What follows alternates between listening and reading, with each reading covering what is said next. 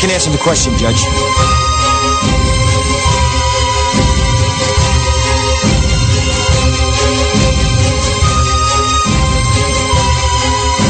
You can't handle the truth.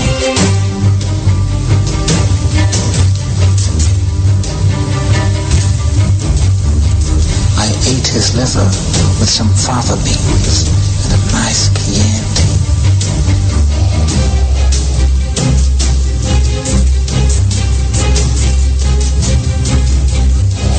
Rubs the lotion on its skin or else it gets the hose again.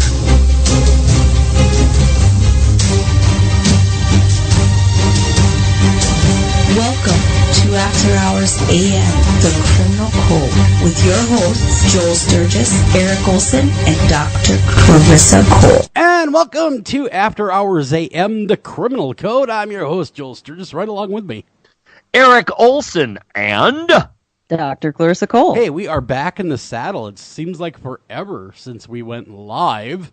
And it's been 2 weeks, and I've got about a gazillion emails of, where the hell are you? What happened? When are you coming back? We are indeed back, and tonight we are covering a very interesting story right from my home state of Minnesota. The book, The Girls Are Gone. It's been out for a little while now, about a year, right, Clarissa? Somewhere in that neighborhood? Yeah, around a year. Yeah, and it details an account of a big story that broke here of I'm not going to ruin it for anybody because they're going to come on and talk about it, but it was kind of just, well, craziness. In family court of all things, though. You don't see that a lot in family court, craziness. Well, maybe you do, looking back, but not that kind of crazy. No, not this is like a whole new level of absolute insanity, so it should be very interesting. Yeah. I did hear that Sybil called and said, hey, those people are crazy. Right. So that's top of next hour. You want to hang around for that.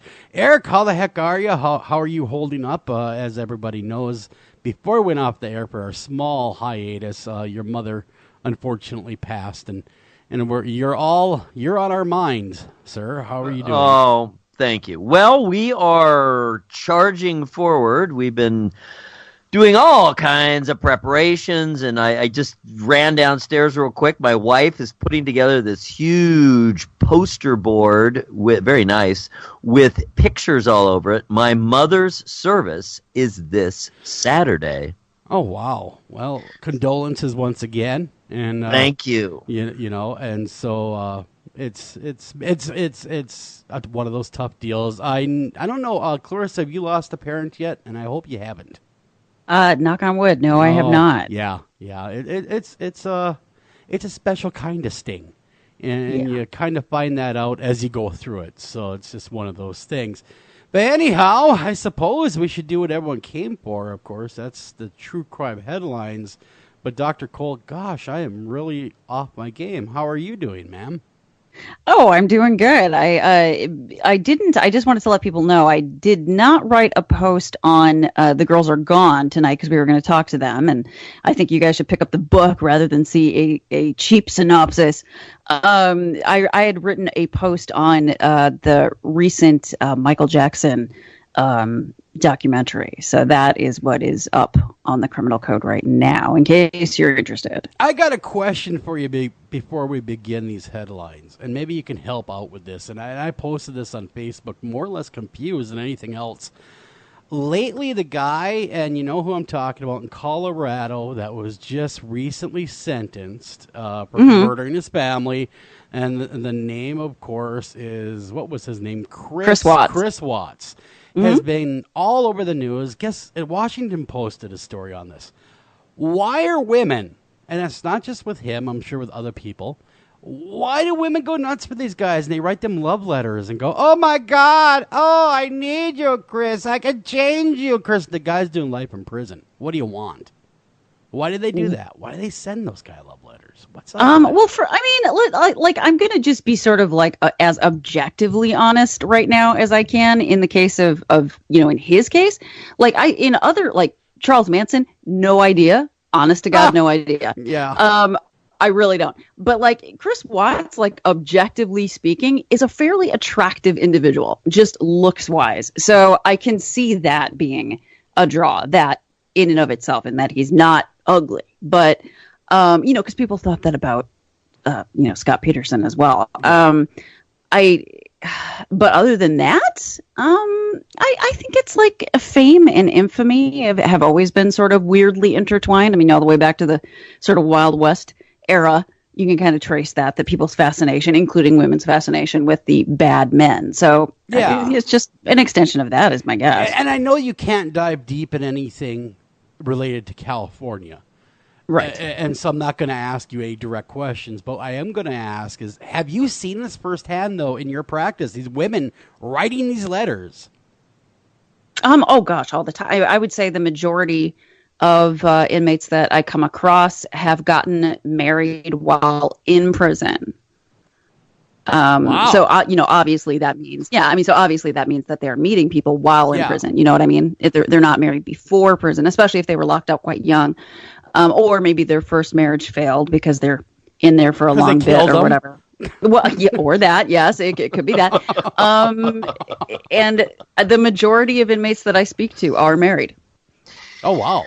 Oh, it's just all so bizarre. All right, so I'm going to enter my psychological it's just so strange. Because I live for such things.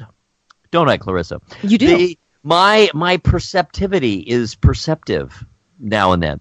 No, I think it's a matter of, and it's definitely not only women, but it's a matter of statistics. And so there's, of course, so many more men who are killers on death row or in forever. But and I think maybe to a certain extent, at least a little bit of it does apply more to the feminine mindset, at least in our culture. I'm not saying it's inherent. Whereas women do seem to think that they can redeem people, they can save people, that they're needed, and it fills some sort of hole. And again, I know plenty of men who have taken on reclamation projects. We will not mention any names, but I'm going to save her. She needs me. I've seen it very close in hand, actually, way too close in hand, and it often does not lead down a good path. But people think that they can help. They have the need to help. There might be a little bit of a martyr complex in there. And that's on top of what Clarissa said, or perhaps it's underneath what Clarissa said, in terms of the actual details of a given individual and, that individual's actual appeal. I'm sure there's some sort of kind of broad underarching rather than overarching psychological need that people have to do such things, because obviously it's not terribly practical. On the other hand, maybe that's another positive. I never have to deal with the guy. He's in prison. He's a captive husband. Yeah. No, and that actually is part of it, I think. But I would actually sort of challenge you on one point, because I think that well, no, because I think I used to believe that more than anything else, sort of this like I can change them sort of mentality, mothering kind of thing. Yeah, just the like hug them through it. But I don't know that is actually it. I feel like the more I see it, the more this is going to sound terrible. I don't think they want to save them, because I don't think that they believe that they're bad in the first place. So let me sort of explain that. Like when it comes to someone like Chris Watts, or any sort of man who has murdered his wife, right? I've heard women firsthand say, well, she wasn't good for him anyway. Like it was the victim's fault. Yeah, I'm not kidding. Yeah, this guy's a family annihilator. But it wasn't his fault, because if she hadn't been putting him through so much stress. So it's not that they want to save the guy. They just don't believe he's actually as messed up as he is in the first place. They end up blaming the victim. And I feel like that's kind of the only way that they can get together with these guys, because they can't actually believe he's as terrible as he is. I mean, I'm thinking he is as terrible as of course he is. Annihilator. Of course he is. I'm thinking, I don't care if he's nice to look at. He did terrible things. Hitler could have looked like Brad Pitt, but he's still Hitler. You know what I'm saying? Yeah, exactly. I wonder how many love letters Eileen Warren, or whatever what was her last name? Eileen Vernos, but there it is. Not really. Vernos. She didn't really, but part of that was looks. But honestly, if you want to freak yourself out, Go on Facebook and look for all the pages that are dedicated to defending Chris Watts. See, that's ridiculous. Lots of them, and they're all run by women. Yeah, it really, I happened to get this link. Thank you, listeners. A listener shoot me the link over going, you got to read this. So I did. I looked at it going, what the hell? These people flip their cookies? And clearly they have. Because, Chris Watts, he sits there, going, it was circumstances. Because I've actually seen some interviews. The guy's a psychopath, though. I mean, look, he looked for his wife, right? He did everything that you would expect anyone to do. He knew the whole time where they were. He's obviously he's a predator. And these women are not seeing the wolf or the wolf. That's the problem, I think, in a large part of it, like you said. Hey, yes, I agree with that. And Clarissa, that's an interesting point you bring up. I wonder then, from your psychologist perspective, do you think we're seeing, because I can sure give some examples, are we seeing a movement, a societal movement toward some kind of mind over matter approach to things? In other words, if you wish for it hard enough, or if you repeat it enough times, like, for example, a lie, an obvious lie, and if you repeat it enough times, that you can not only fool the world, but you can fool yourself. Do you think we're seeing more of that? Because in the public sphere, man, that is right in our faces. It's almost to the point of surrealism right now. That what people lying and like, speaking of Michael Jackson, lying and people believing it. Yeah, I think it's sort of a mass delusion. I mean, if anybody, first of all, let me just put out there, if anybody thought he wasn't abusing kids, you're insane. Absolutely insane, and I don't want to know you. He was clearly a pedophile, but the lie that he didn't do anything wrong was so prevalent that I think people started to believe it. The thing that's kind of weird about the Chris Watts case, though, is that he's not lying about it. You know what I mean? Like, he admitted that he did it. Oh, yeah, exactly. Well, it would be the women, for example, in this case. It wouldn't be him so much as the women fooling themselves. I think that at this point they know that he did it, and that is why they have to blame the victim. Do you know what I mean? It's like that's where they have to go to make it okay to be attracted to him. Like, it's like they're not capable of separating the two things. Like, I find this person attractive, so I have to blame the victim for what he did. Like, what they have to separate them for some reason, rather than saying, I can acknowledge that he is sort of a physically attractive person, but But have you noticed, though, the more attractive someone is, or the more talented they are, the higher level of deviancy people are willing to accept. Yes, that's what I'm saying. Like, because he didn't just kill her, he killed 2 children that knew what was going on. I mean, stuffed them in a barrel. Hopefully they're in an deadly. 8-inch opening to a barrel. Yeah, unbelievable. So I think that the physical attractiveness is right on par with that. Yes, if he was physically not good looking, people would be condemning him all over the place, but they're not. True. So you're right. You're right. It all comes down to that outward appearance. It really does, because Eileen Vernos was condemned pretty much right off the bat because she was not that physically attractive. No, I'm looking at pictures. She was big and mean and scary. She actually kind of was. She had man hands. She was just scary across, but if you look at like sort of a lot of men who are family annihilators, they often do so in the prime of their life, 35, years old around, and they're in shape, they look good. A lot of them have girlfriends on the side. So yeah, there's a lot of people that are willing to look the other way just because they see something pretty, which is very odd to me. And I will never understand it. That is because there are no attractive men who didn't kill their family. Not one of them. They're all. If they only looked like on the outside what they truly are on the inside, it would be a different world altogether. The world would be a very different place. It would be a very, very different place. And I, for one, have never killed a family member. No, me neither. Not yet. No. Me either. Yeah. Well, I don't know. There are a few Thanksgivings, where you're like, oh my God, you guys are all crazy. But that's normal. That's normal to think that way once in a while when you're confronted with crazy family members. All right, moving along. I know we got to get to headlines here, but really quick before we did, Jack the Ripper is back in the news. It's all the buzz right now. I saw it on national news the other night. Listeners have been going, hey, have you read this yet? Yes. In fact, we covered this quite a long time ago. I would say, Clarissa, 2 or 3 years ago, we had you on the show specifically just for that before you became a member of the broadcast team, specifically to talk about this case.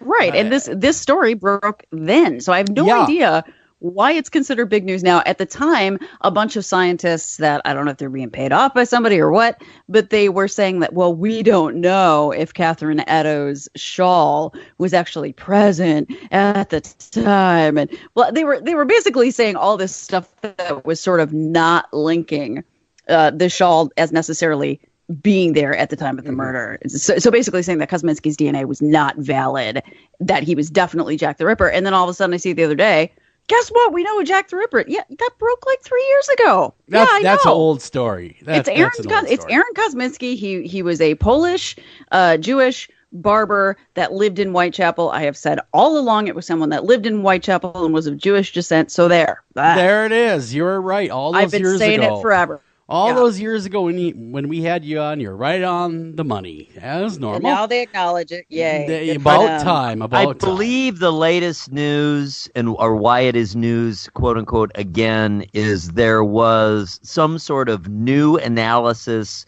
And then, of course, because there must always be yin to yang, there was a reaction against the new analysis. Yes. So they were saying there was semen on it, and that they were able to track it to some descendant, and definitely the DNA from the woman they were also able to track to a descendant.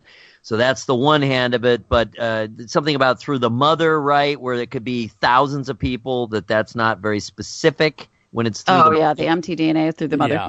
Yeah. So that was the counter response to it. But yeah, I agree. It wasn't really new information. It was just perhaps new analysis and counter analysis of that information.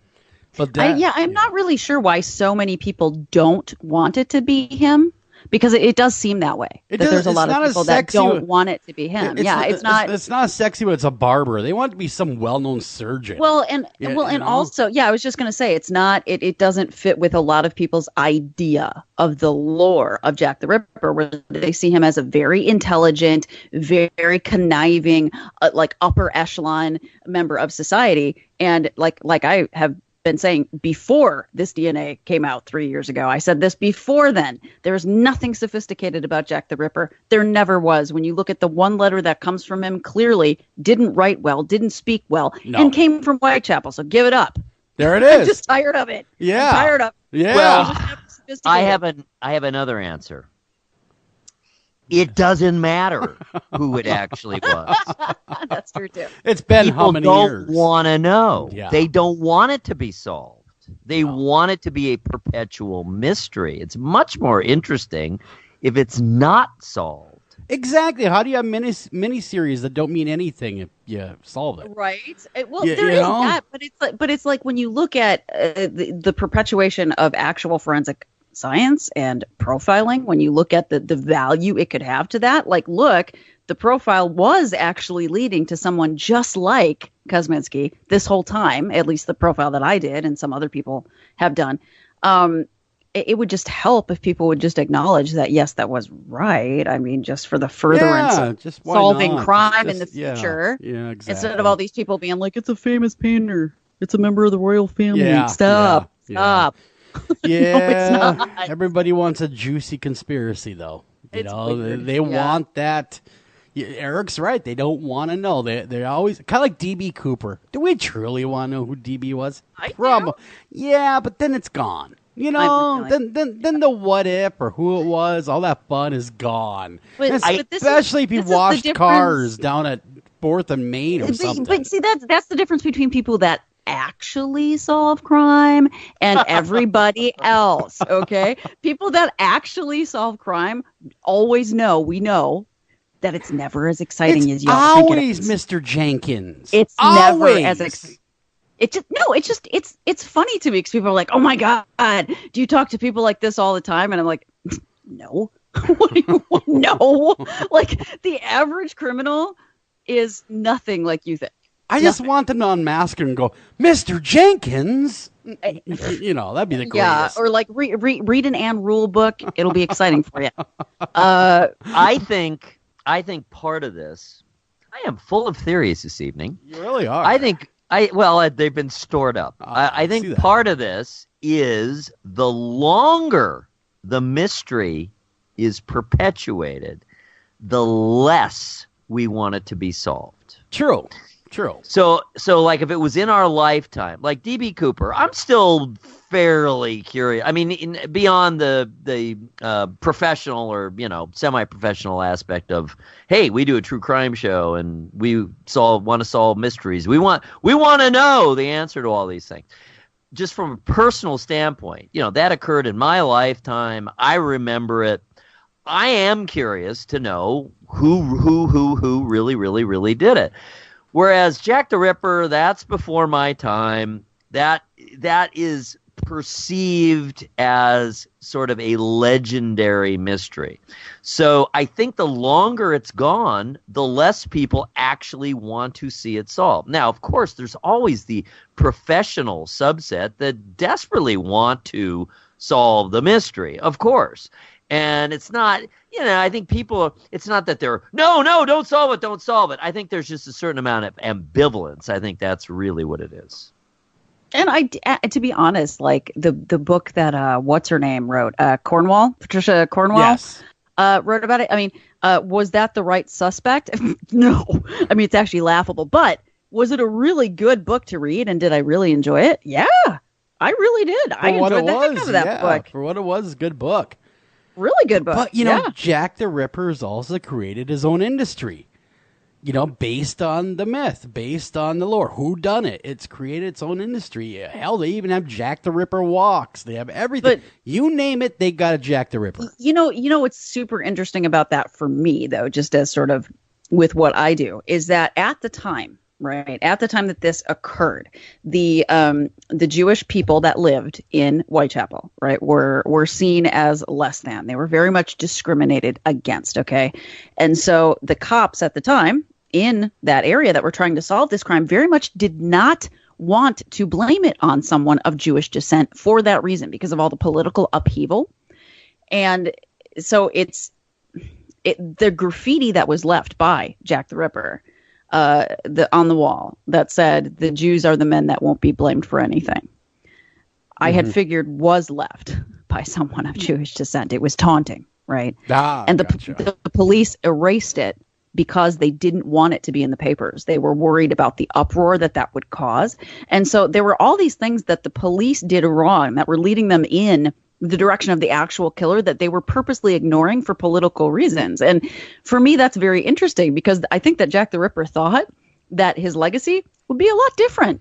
I think he thought it would have something to do with ethnicity and prejudice, and it doesn't at all. And we're still making him out to be white, English, and he wasn't. And aristocratic, perhaps. Yes. Right. Yeah. It's interesting to me that he, you know, he called it. He called it. All those years with his graffiti, he called it that they wouldn't be blamed for anything because of the political reasons. And he was right. He was right. All right, I know we cut heavily into true crime headline territory, but I thought both those headlines were worth mentioning because they're kind of current and what's going on. So, Dr. Cole, of course, these headlines are brought to us by thecriminalcode.com. Thecriminalcode.com is your one-stop shop for all things true crime. Each and every Tuesday, generally speaking, there is Terror Tuesdays, and that is, of course, Dr. Cole's write-up on the latest and the scariest serial killers that are out there. Not only can you read about the cool serial killers, well, coolish in a weird kind of way, but the crimes that rocked our society. But you can also get the doctor's notes where you get her write-up and her thoughts on what makes these animals tick. So definitely check out thecriminalcode.com. Thank you. Thank you. I feel like I want to start really quickly with something else that's been in the news. Like I feel like I can't turn on my computer without this. And it is sort of a true crime headline. And the more I read about it, the more kind of sort of funny it gets to me. So I wanted to start really quickly with the whole college admissions thing. Oh, God, that thing. Lori Loughlin, Oh, who, by the way, like yes. it's not like she's like a megastar or anything. No, Do you she's know like what I mean? a B She celebrity. married well. She She married extremely well. And for those of you who Yes. don't know, I don't know how you couldn't, but she married a guy named Massimo Giannulli, and he is the guy that does all of the designing for Target. So when you see Massimo, that brand name, that's the guy. So money is of no object to these people at all. And she has 2 kids, one named Olivia Jade, the other one I have Another Olsen twin, but yeah, go ahead. yeah, another one. But She's a basically, girl. yeah, they paid lots and lots of money to get their daughters into USC. How much do they pay? 500 grand or something like that? 500,000. Yeah. To them, Yeah. that's like pocket change, though. Nothing, right? You Yeah, know? and it's interesting too because Felicity Huffman, who is a very well known actress, married to William H. Macy, And an elitist. essentially did the same thing, right? She also was part of the scam. There are other stars that are too, but I think the reason that Lori Loughlin is really getting the red carpet treatment, so to speak, on this one is because her daughter never wanted to go to school. No, she wanted to be a YouTube star. I want to Come go on. to the parties. I'll go Yep. to the parties, but I'm not really very interested in school. She's a Instagram star. She's got like a million followers. She's a beauty blogger. Yeah, well, and she had a bunch of different, what they pay them to do things on Instagram. Like she had all these sponsors. And I say Yes. had, And because they're she doesn't gone. anymore. Yeah, They're gone now. Great. Good for them. But she never wanted to go to school, and she was really vocal about that. And now it came out today, love this, that she didn't even fill out her own college application. Well, that takes effort and time. Wow. Yeah, and I Make guess that, damage her nails. yes, the feds actually released an email from Lori Loughlin to the person that she was writing to with this whole scam. And she said, yeah, my daughter is confused about how to fill out this application. Can you help? So I think that pretty much says it all. That is just so ridiculous, though, seeing these people that are definitely elitists doing what they're doing and getting away for it as long as they have. Because let's just be honest, it's been going on a long time. They are just now getting caught. And you know USC happily took the money, wink, wink, the whole time. They're not stupid. They knew what was going on. Oh, of course. And I they're mean, they complicit. part of the rowing team. Can you imagine being on the rowing team and getting this girl with fake nails and like Yeah. hair Yeah, extensions? could you imagine, though, being that kid Oh. that really worked hard and took forever to get to USC, and here she just shows up because her parents are rich? I would say that she'd probably get hazed pretty hardcore. Well, that's I want to say that playwright David Mamet brought up a really good point when it comes to this. He apparently is friends with Huffman, and in some ways was defending her a little bit, which I definitely don't agree with. But what he said is that this has been going on for generations. Yeah. Look at legacy students. Yeah. So one is legal and one isn't. Yeah, Why? but this is so far beyond that. But I disagree. How is it far beyond that? Why does a legacy student exist? Why? Because a legacy They're not student, getting it on merit. A legacy student, they're giving money to a charity, you see. That's the difference. Yes, they're not- Okay. It's the They're not- corruption. Yes, they're not It's greasing I mean, we're palms. talking about graft here. We're talking about people. This is out and out corruption. There were coaches, there were administrators, there were SAT and ACT administrators taking bribes. Yep. It's one thing if you're getting in. Everyone knows that it's a pyramid. Everyone knows that. And everyone knows the farther up you go, the more benefits you get. There's just no way around it. But at least that's relatively in the open, or it should be in the open.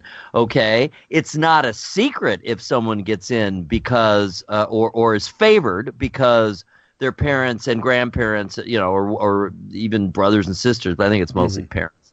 attended a school. And I saw that. Boy, were we pushed. Both my first wife and I went to Wittenberg, and our two children, my two older children, man, did we get the rush, and man, did we get all kinds of offers. And Wittenberg's a very, very expensive school. And, it brought it down. The offers we were getting brought it down into state school territory, actually. And so it really, made us think about it. But so there are advantages. There's no question. And right, is it but fair? I think that's not exact. No, I don't think it's. I mean, not exactly. I would say it's 100% unfair. School should be based on merit.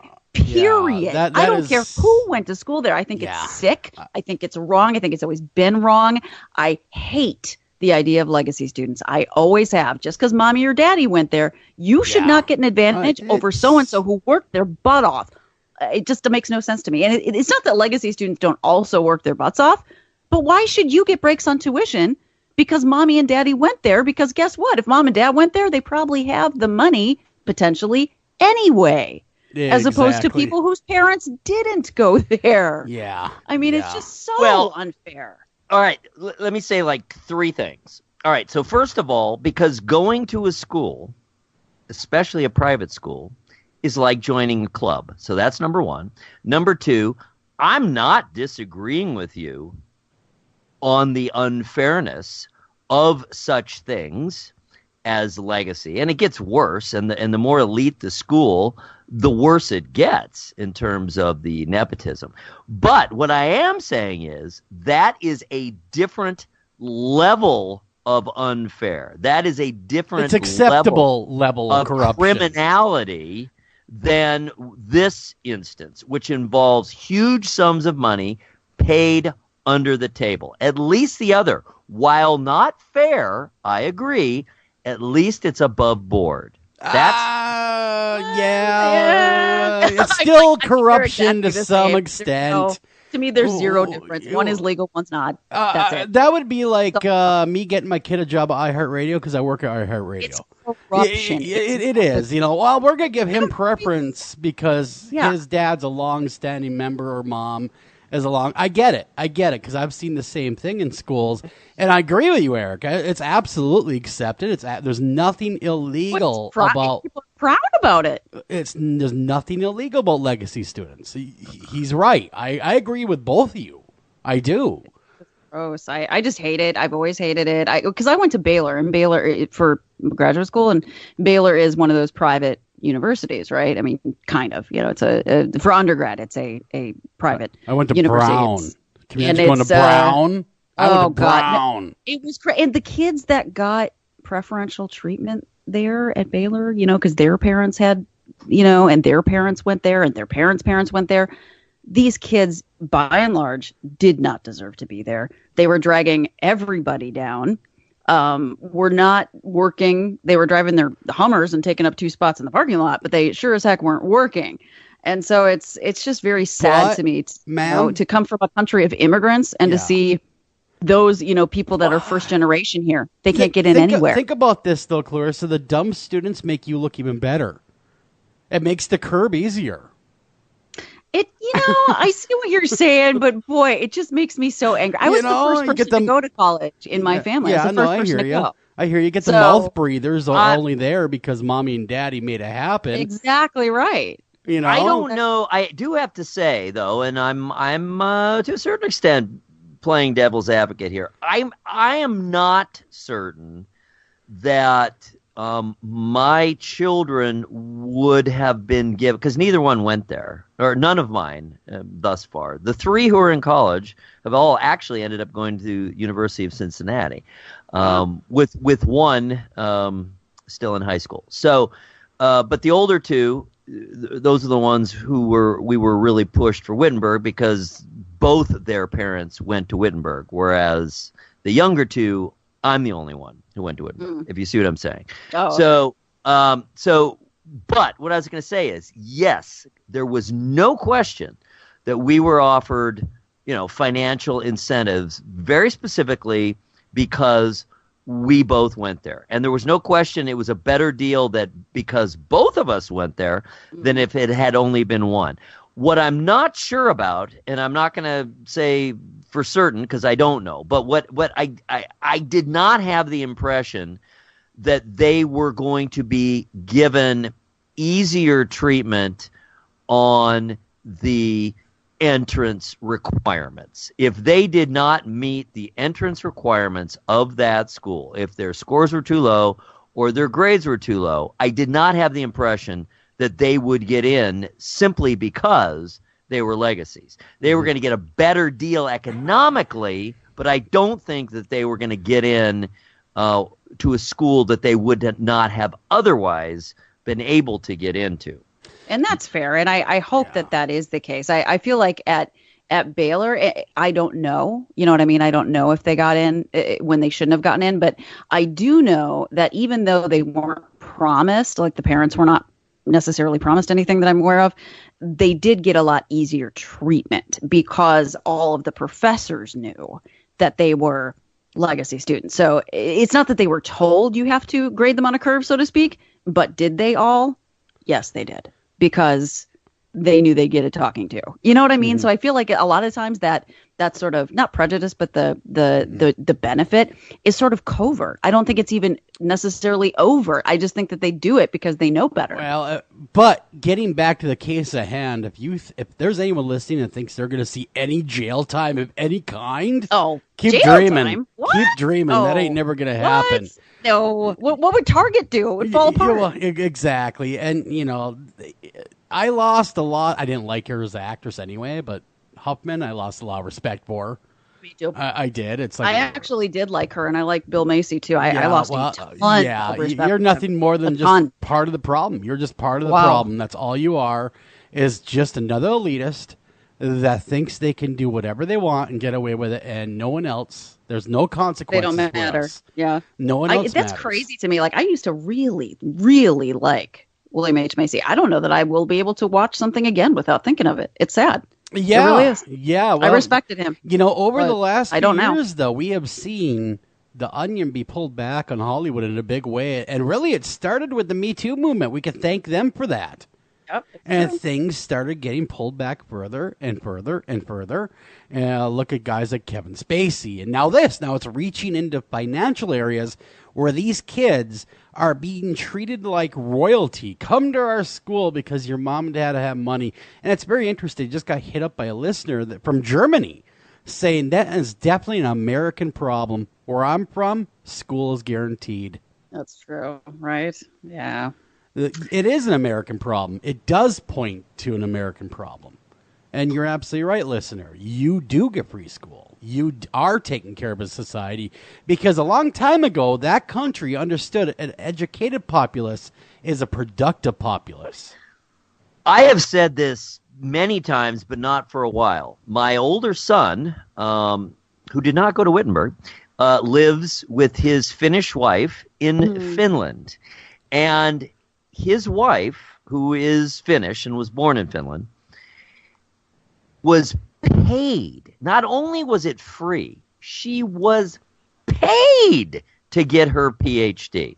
Because exactly what you said, Joel, they want an educated and a highly educated and a postgraduate school educated populace, because that helps them economically and it helps them socially.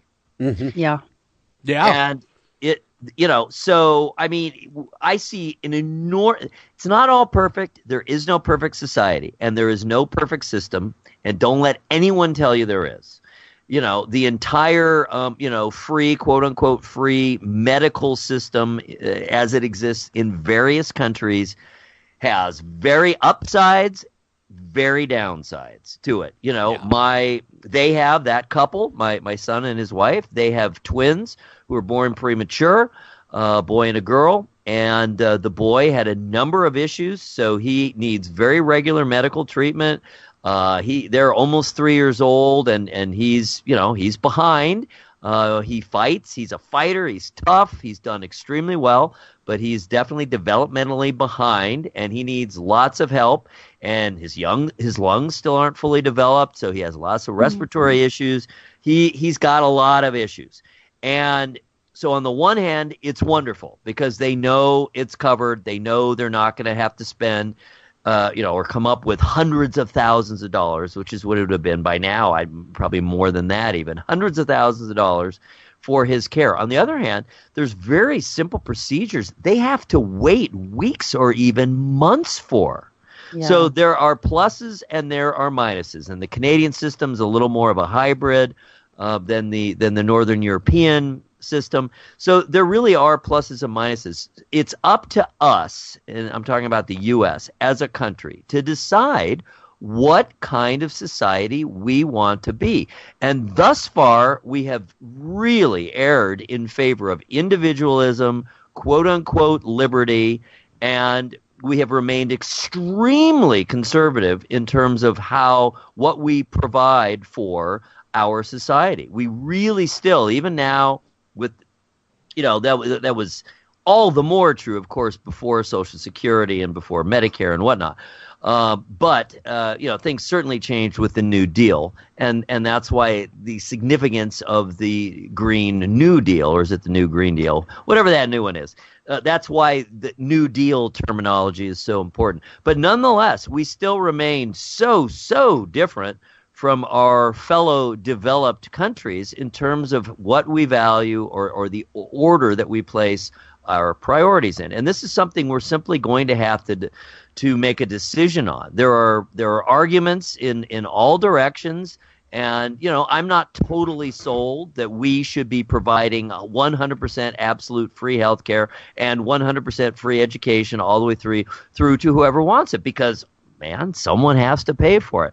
But this is something, and I'm glad that the Democratic candidates, so many of them, and the new breed in the House with AOC and so many others, I'm glad they are bringing and forcing these topics, because it is really time that we decide as a culture, as a society, and of course politically, what direction we want to go in. Because right now, we are leaving out very, very significant portion of our society and pretty much precluding them from participating in the full benefits of our system. Well said. I realize that was not true crime whatsoever, guys, with the healthcare stuff, but it was thus important, though. Sometimes we do tackle some very deep and important social issues on the show, and there's an example of that. All right, Dr. Cole, where would you like to go next?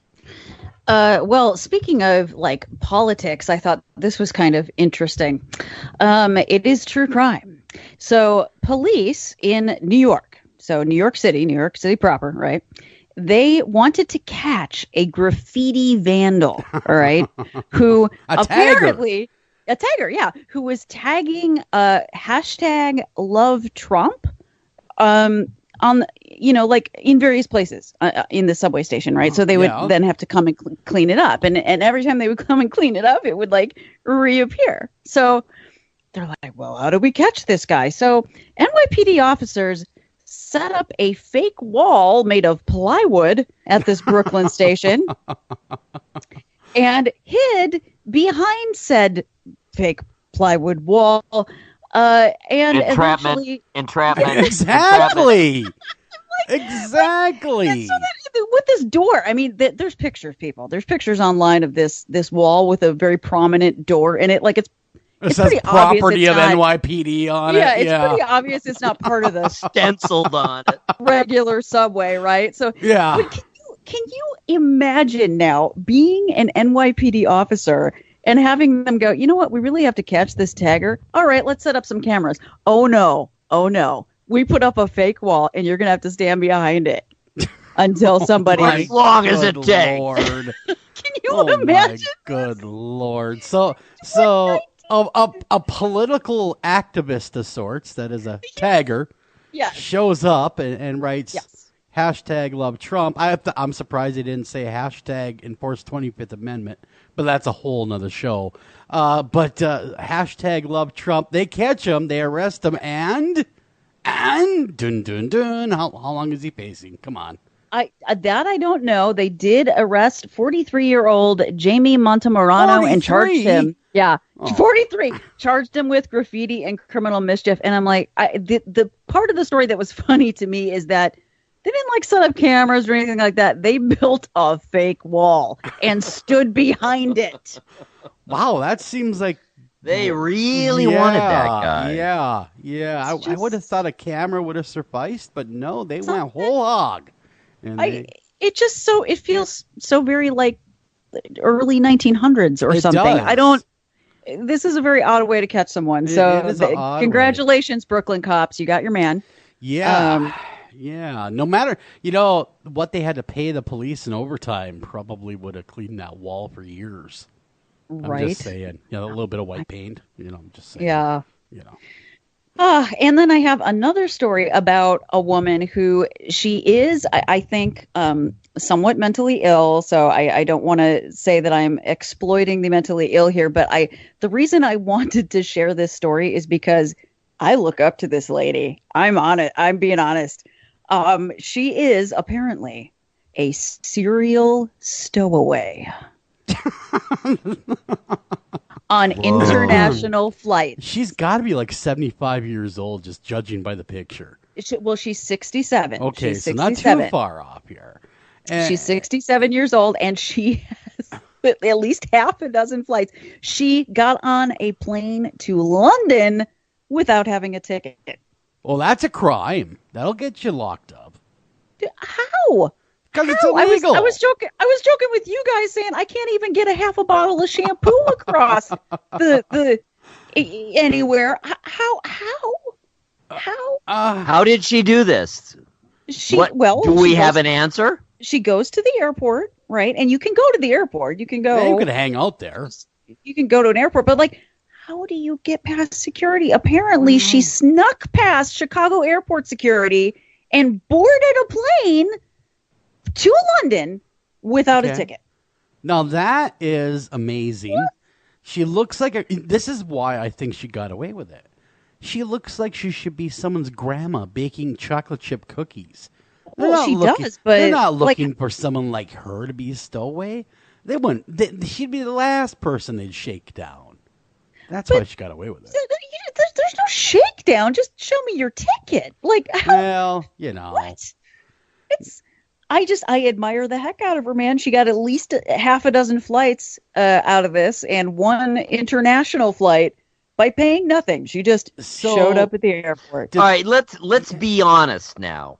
I am certain that her age and gender and probably demeanor, she's smart about it, made this possible. If she were a young male of Middle Eastern descent, they would have. Do you think this would have worked? No. So I think it's limited in terms of. I don't think this is something that can be extrapolated to others unless a bunch of little old ladies want to start doing this. Well, right? I was going to say, in 30 years, I'll try it. But Eric, remember, guys, profiling does not exist. So, no. Not at all. Not at all. So if it was Middle Eastern man, the same results would have happened. Right. And they said that she got past, and that's the other thing. She got past customs once she got to England. My Lord. That's what I'm saying. How? She is slippery. She is. Yeah, she is. Catch Me. Maybe she's the grandma for the guy from Catch Me If You Can. I am just impressed. I really, really am impressed. They said that she boarded the flight to London by walking past two British Airlines ticket agents who were checking other passengers. She darted into a small room off to the side and walked quickly past customs and a border patrol agent who was looking at the passports of other people. So she had no passport and no ticket. My Lord, that's a movie waiting to be made right there. She is wily. She is. I love her. Give it a try, Clarissa. Give it a try. Let's see what happens. Why not? End up in some international prison. No. We'll write you. Don't worry. I don't want to go to world jail. Yeah, go to Turkey. Do that in Turkey. That way we can do Midnight Express all over again. World jail. I love that. God. International prison, a.k.a. world jail. I wonder if you do it, though, you get busted. You kind of like the guy from Terminal. You no longer have a country because you don't have a passport. Depending on where you go, if you don't have a passport, absolutely, you get stranded. You know? Yeah. You're without a country at that point. Without a country, yeah. I agree with you entirely, Clarissa, that to go... Where did she fly to London from? Oh, Chicago, you said. Chicago, yeah. Well, like O'Hare. I mean, Chicago to London, that's the big time, and she gets huge props for that. Yes, she does. I will tell you. But, however, I have been to other airports where things were truly lax, and I would look around and go, I mean, I could drive a truck on the plane from here, I mean, just no one's paying attention. Yeah. It's all rinky dink. It's like, and when you're not, when you go out onto, when you don't, what do you call the tarmac? When you go, what are the tunnels you walk through that contain, you know what I mean? Yeah. Yes. The portable tunnels. If you don't have that, in other words, to take you directly, do not pass go from the terminal to the plane. If you go out on the tarmac and you have to walk to the plane, or even I've been some places where you have to take a shuttle. Oh, yeah. Out to the plane. Yep. I mean, there's all kinds of room for shenanigans. But that's why she gets mad props, because like Chicago to London, you're definitely walking through a tunnel to a plane. That's like James Bond territory. Getting away with that right there. That is secret agent Granny getting across. I mean, that's how did they catch her though? I mean, what got her caught? Well, she's a serial offender. I don't know. Maybe she tried to come back. They didn't spell it all out in the story, but they said that they caught her at O'Hare like the next week or something. Wow.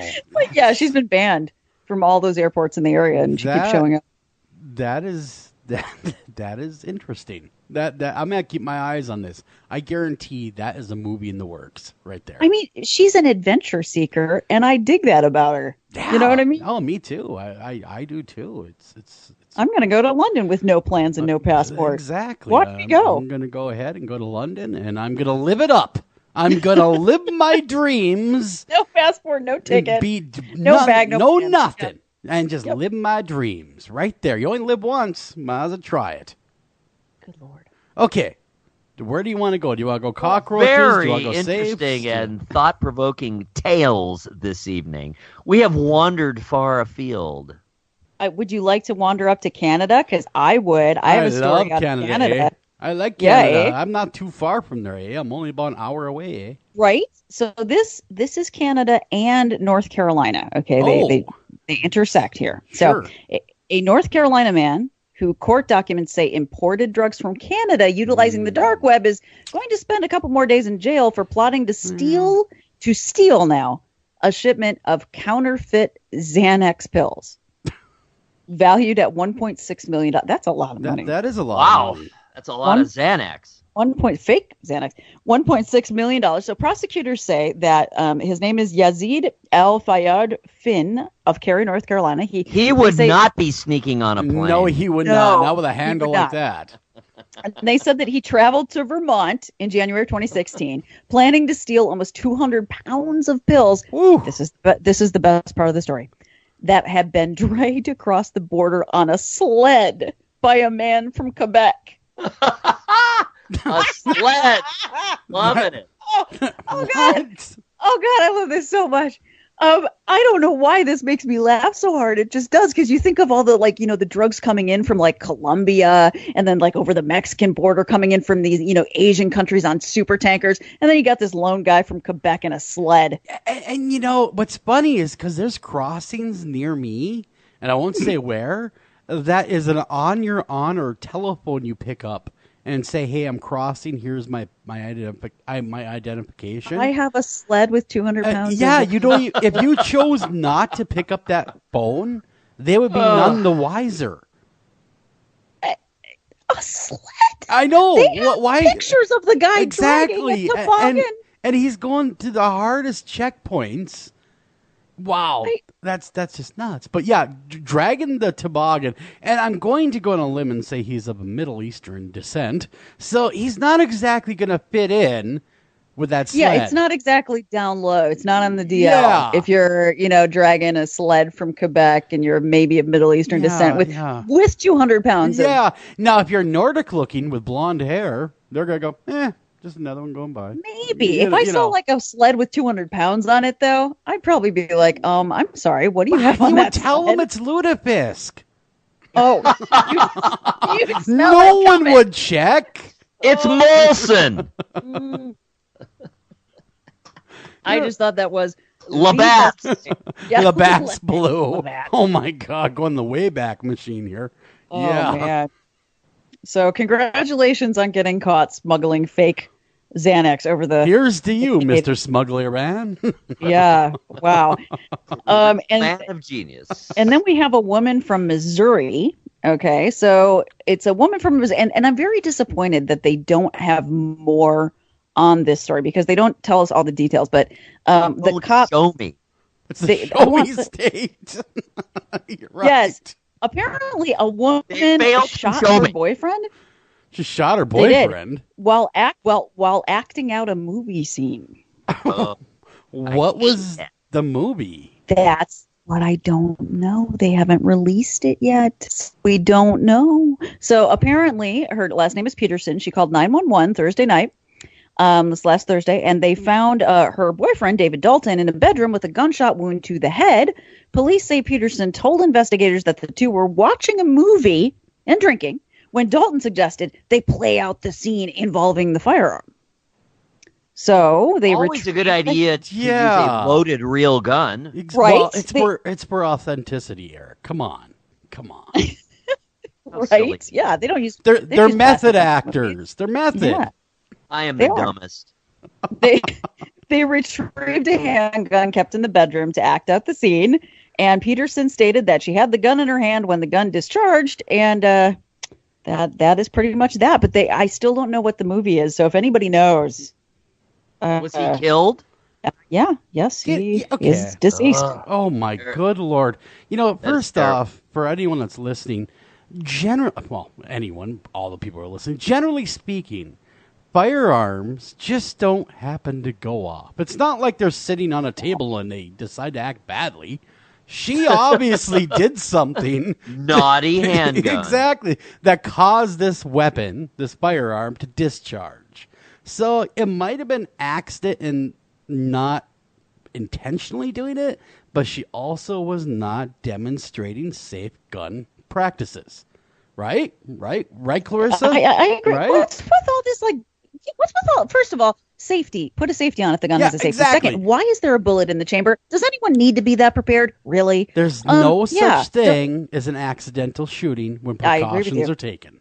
I agree. I've had guns a darn long time, knock on wood. Never had a, quote, accidental discharge ever. And it has never left your gun cabinet and acted badly on its own, has it? No. Oh, okay, just making sure. First of all, none of my friends have ever, or Henry has been like, you know what? We just watched Lethal Weapon. Do you want to reenact that scene? Grab the nine and point that at me. And good Lord. No, you don't play with them. They're not movie props. No. They're not toys. No. Go to Walmart, get the one that's colored, now you can get any color you want, action gun, but get the one that's bright orange that says cowboy on the side. Then maybe you can get away with those kind of shenanigans. Actually, on top of that, I just found another story on it. It was a .38 caliber revolver. Explain that to me. Yeah, that's intentional. That's a little more that's a little bit the plot thickens. Yeah, it right? does. For those of you that don't know, a revolver, you definitely have to either pull back the hammer or pull the trigger fairly hard to get it to discharge. It's very much unlike a semi-automatic weapon where you could have one in the chamber, and if the safety's not on, it doesn't take much to fire it. Revolvers typically take more pressure. Exactly. A double-action revolver takes a ton of pressure to get that to go up. But anyhow, the moral of the story is don't play with guns, folks. Otherwise, you end up like the lady from Missouri here, probably looking at a long stretch in prison. I would assume so. We got to get out of here though. When we come back, we're gonna be talking about The Girls Are Gone. It's a tale right here from Minnesota of these children that were missing for a very long time, and they were found. And you got to stick around. It is one of the craziest tales you're ever going to hear. Be right back right after this.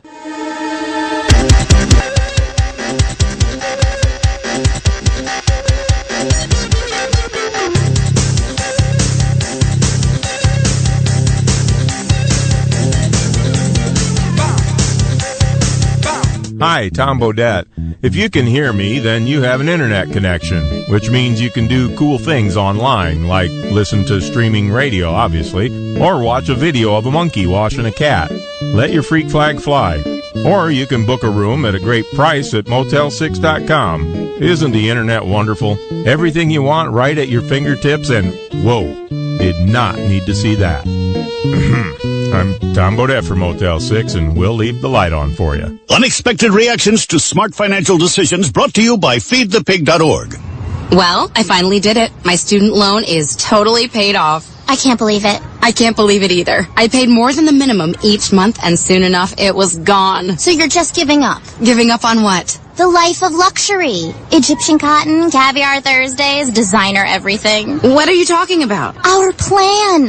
What happened to winning the lottery and mastering the art of the perfect mimosa? Hosting galas, wearing enough jewelry to require a bodyguard, vacationing in the French Riviera, and then buying it. I just thought maybe it was time to prepare for my future. You know, set some financial goals, make some smart investments, open a 401k. Financial goals? Investments? A 401k? You are horrifying right now. Listen, if winning the lottery were easy, everyone would do it. When it comes to financial stability, don't get left behind. Get tools and tips for saving at feedthepig.org. This message brought to you by the American Institute of CPAs and the Ad Council.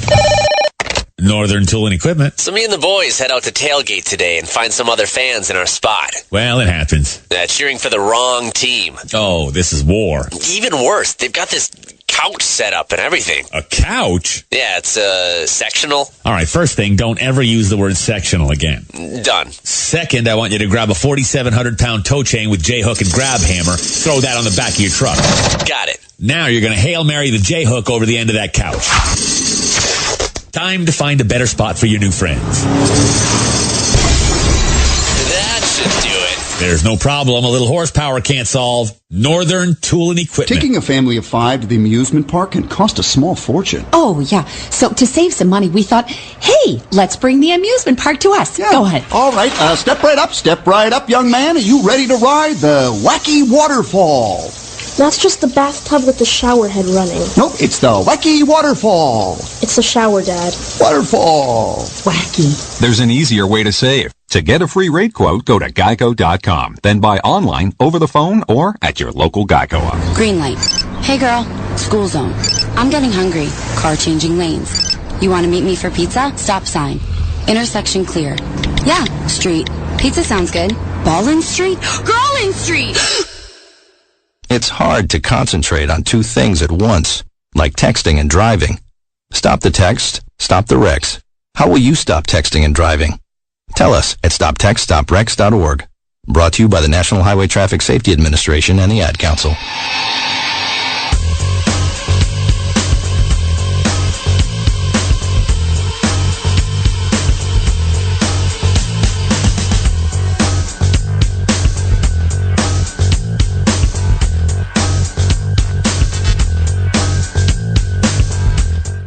And welcome back to After Hours AM, the Criminal Code, everybody. I'm your host, Joel Sturgis, right along with me, Eric Olsen and Dr. Clarissa Cole. And tonight we have a great show on tap. Well, they're all great, let's just be honest. But we are speaking with the authors of a great book out there, The Girls Are Gone.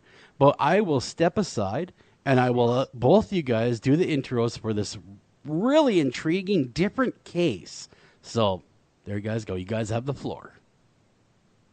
All right. Well, I will be happy to read it. The Girls Are Gone. On the evening of April 19th, 2013, teenage sisters Samantha and Gianna. Is it Rucky or Rookie, by the way?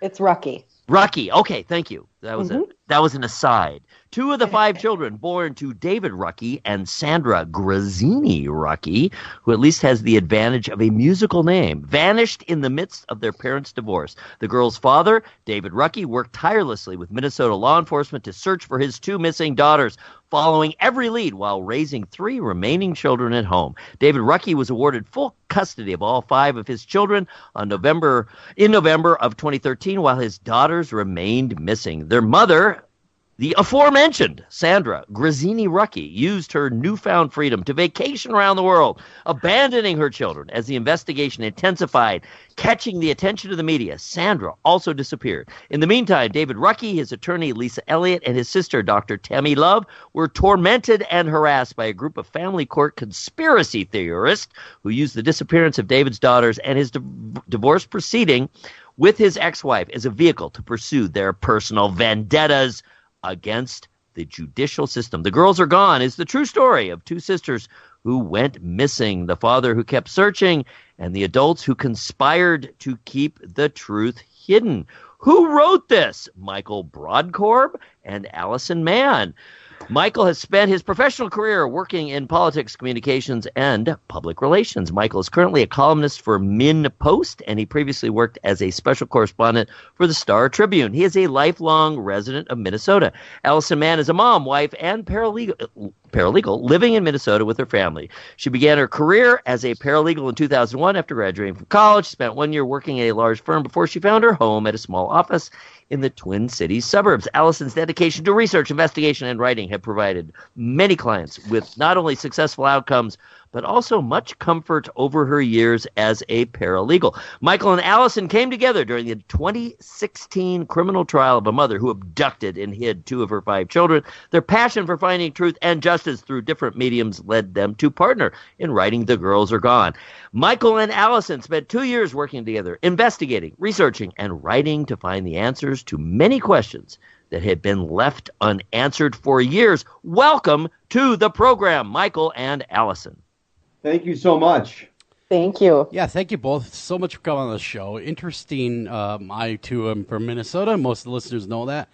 And this was a big case back then. I mean, it really broke, and it broke hard. I remember covering it in radio because these girls were gone for, what was it, like over 900 days.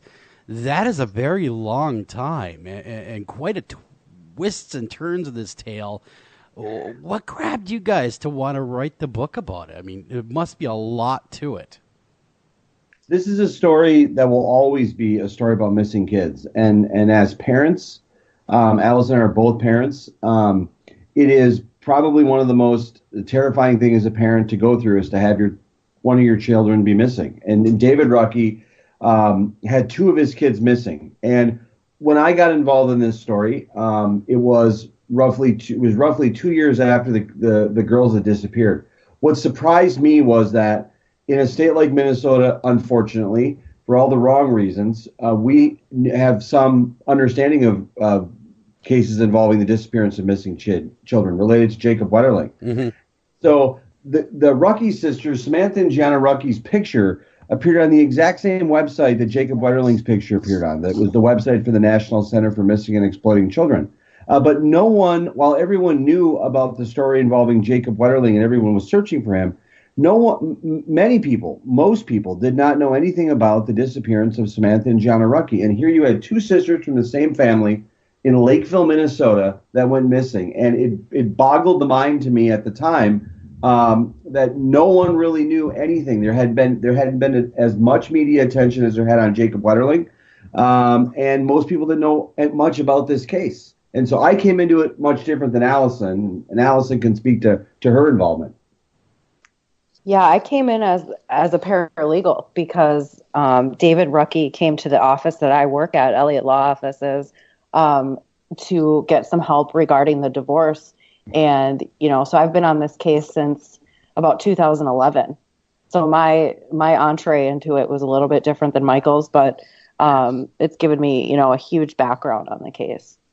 Mm-hmm. The case really is a family court drama, but unfortunately, these children, it would seem to me, were caught in a bitter divorce, or at least a one-end bitter divorce crossfire. And They were. And that's really unfortunate because, as we all know, in these situations, a bitter divorce, think custody battles, children ultimately pay that emotional price. Yes, that very unfortunately that happens quite frequently in the most contentious and most bitter divorces. So I guess we should start at the top. What prompted the divorce? If you can go into that at all. What was the beginning, and then the fall apart, and then the really stowing of the children? I mean, getting them, hiding them. Yeah, it's a pretty twisted tale.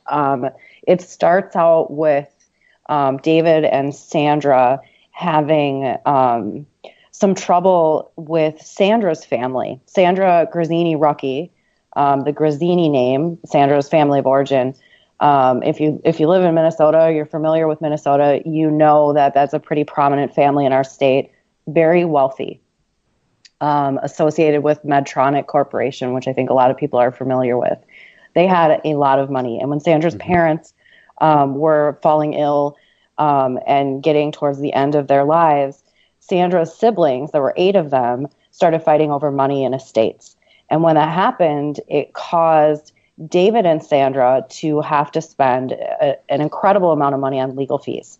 And so David was kind of getting desperate to protect his family from the legal fees and the battles that were going on in the Grazzini family. Mm-hmm. And in talking with his wife, he said, what are we going to do? How are we going to, afford all of these legal battles and all this stuff that's going on in your family? And she came to him and she said, let's get a divorce on paper. It will be for financial purposes only. Yeah. And, she kind of presented it as this way of safeguarding them. And unfortunately, David kind of went with that idea and he thought, okay, this will protect my own family, my own business, our personal finances from the Grazzini family. And so he agreed to that and he signed some paperwork to start a divorce with the understanding that nothing would change except the financials would then be his, mm-hmm. and he would have an ability to protect them. Sandra had a different idea. She actually went forward and got a divorce. Mm-hmm. She went to court and had a divorce granted by default. David was not there. He came home one day and she said she wanted a divorce. And later that night, a police officer showed up at his house and told him that he was divorced and that he needed to leave the home. Mm-hmm. And it was all news to him. He had no idea that he had gotten an actual divorce. He didn't know why there were police there or anything else. And that's how he ended up at my office, was asking for help to turn that divorce around. So essentially, that was a first divorce, and there needed to be a second divorce. There were, which is like just to the listening. Like I remember reading that in the book, and at first, what was odd to me is at first I totally got it. Like the way you explained it was really good. Like a divorce on paper, it actually did make sense. But there's no such thing. Right.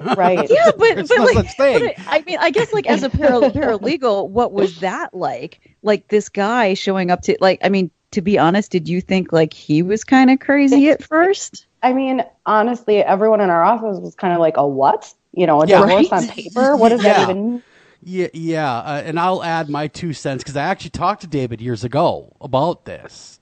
It was kind of funny because he said, when I met David, nice guy, I liked him. I talked to him over the phone, of course, and he talked about this divorce on paper. And at that time we had a legal team at the radio station, and I said, "What the heck's this divorce on paper this guy's talking about?" The guy says, "No such thing as that. A divorce is a divorce.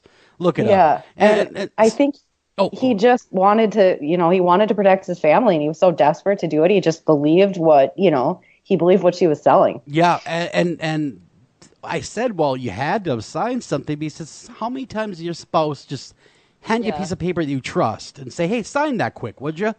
You trust them. You would think that they would have your best interest at heart.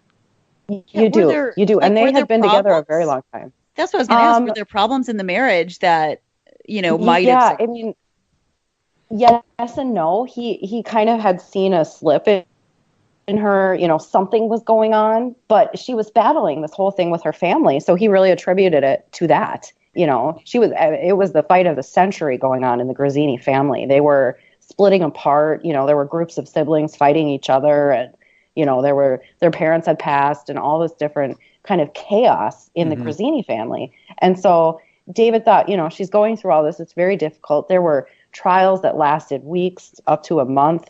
You know, it didn't seem as if the problem was in his marriage. Mm-hmm. Yeah, he was looking to just insulate his financial interests for his children's best interest and his own best interest. 2 words, duped again. Well, unfortunately, that was a pretty good dupe job on her end. It was. You know, I was very sympathetic to his situation because, I mean, I'm married. If my wife handed me a piece of paper and said, hey, honey, can you just sign this really quick? It's for whatever, right? I would just assume it was for whatever, best interest at heart. Okay, honey, not a problem. There you go. Yep. You know, but it could happen before you go, oh my gosh, what a dummy. This could happen to anyone. It really can. Yeah. It really could. Yeah. And what I always was say, her you know, motivation? Good question. And we really, truly, I don't think we'll ever know, but I believe it was financial. You know, there was a lot of money in trust accounts, and she had been working very hard to play some funny money games ahead of this divorce and right after it happened, to kind of hide some of the family money and stuff that she was getting. And so I think she was trying to kind of keep him from that. This initial divorce gave her full custody of the children, and access to all those finances. So, you know, I don't know why she thought it would be so simple to just, you know, put that together and take it all, but that seems to have been what she was doing. You know, and I'm not going to ask you to say this, but I'll say this. She struck me as a bit of a narcissist when I spoke with her. Yes. She never got to the point where she completed a psych eval, but I think she was getting very close to getting diagnosed that way. Histrionic is another thing. Dr. Cole, you might be able to give us a little. Yeah, I was like borderline personality disorder, histrionic with histrionic features, maybe some possible delusional things going on. I was going to ask you, I was like, where was the psych eval? Yeah. Was the psych eval done? Yeah. Yeah, it was ordered multiple times, and she always fell short of completing it. I'm sure that was done on purpose. You know, she wouldn't quite make it to that last appointment or that last assessment. It was never, you know, no professional was able to put a final stamp on it and say, I've fully evaluated her. Yeah. And that was just dodgy, you know, tactics on her end to avoid that. Absolutely. Yep. Now he ends up getting the divorce. The kids are caught in the crossfire. She's fighting with the Grazzini family, which did make news, that all that going on too. That was in the news that the Grazzini family, the mom and dad were no longer around, that whole thing. And so how does it go from that though, what would be a simple misunderstanding, in air quotes over here, to hiding children? I mean, how do we make that huge leap? It's such a good question. So the initial divorce was overturned by the courts because it was fraudulent. The judge granted only the dissolution of the marriage. So David and Sandra were divorced, but they had to go back to court to finalize and battle. Yeah, for the custody of the children. And as that became apparent, and as that kind of started. Well, I apologize. We're having a bit of a Skype delay there. It's all good. You're back now, so I just want to make you aware of that in case you're saying something super important. It's like, hey, and it was up. And then we're back, I think.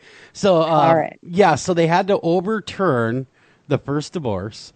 And, of course, Minnesota's a no-fault state anyway, so it would just be, that'd be the easy part, the dissolution.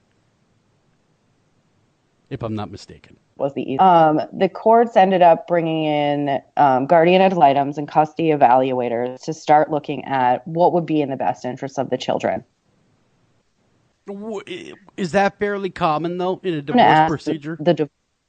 No, not always. As soon as that first divorce was reopened, Sandra started making allegations of abuse, physical abuse, verbal abuse, and other kinds of abuse against David.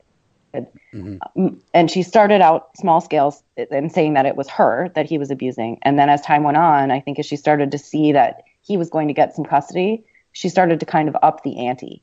And she started making allegations that her children were telling her that they had been abused by their father, both physically and sexually. So then the courts, all the flags are thrown, everything stops. Kids, they could no longer, they weren't seeing their dad at all, but at that point they were not going to see their dad until the court had a chance to investigate all these allegations. But while that was going on and the custody evaluators were working and the guardians, they were looking at Sandra. And what they were realizing was that Sandra was not okay. She was not in a position to be a mom. The house that the kids and Sandra were living in had become unlivable. She didn't have food in the house. There was garbage everywhere, all kinds of things you would never want children to live in.